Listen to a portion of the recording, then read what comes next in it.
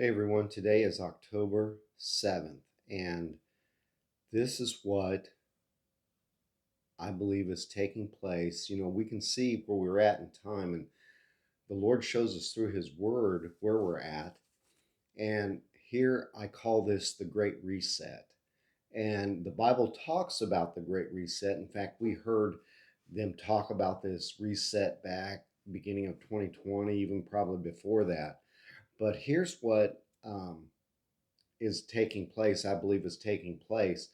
Australia is a perfect example of the Great Reset. Complete control of the people or of the population, no freedoms, only tyranny. So in Australia right now, there's a lot of things going on. They're taking away people's freedoms, and slowly they're trying to erode that here in our country also. And again, Satan always has a counter to what God is doing. Now, the Bible tells us that God does have a great reset. And this is what we are seeing here. The reset, according to Acts 3:21, is called the restitution of all things. Acts 3:21. God's reset is called the restitution of all things. Now, this is where David's fallen tabernacle is being restored. This is where God's government will emanate from righteousness and justice. Now, Abraham also looked for God's reset when he looked for that city whose foundations were built by God in Hebrews 11:10. When you go on and you read in Acts 3:24, it said the prophets from Samuel on prophesied of this reset, Acts 3:24.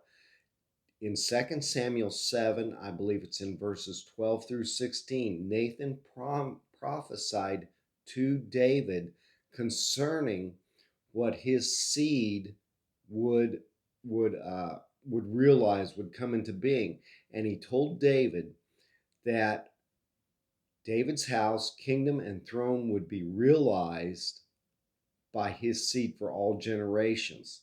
Now, that's the reset I'm looking for, and it goes on and further explains that reset in Psalm 89, 3 and 4. It says, I have made a covenant with my chosen. I have sworn unto David my servant, thy seed will I establish forever and build up thy throne to all generations, Selah. So what we are seeing a counter move to what God wants done here on this earth. That's why it's so important to keep calling out and saying, Lord, this is what your word says concerning the throne, the kingdom, and the house. God's house, in the New Testament, it calls it a house of prayer, but that house of prayer is also the prayers that are going up to establish what God wants done here on the earth. It is it is David's fallen tabernacle, and when we see here in Acts, let's see, it's in Acts 15, I believe it is.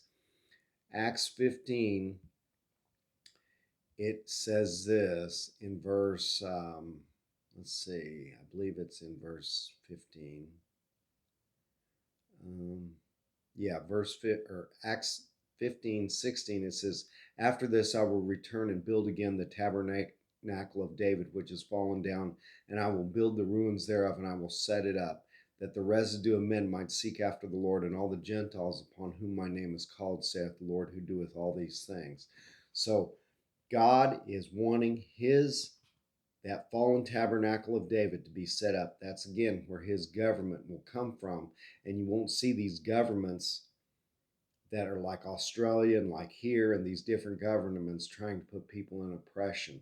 So this is what's happening. And we're seeing the counter moves.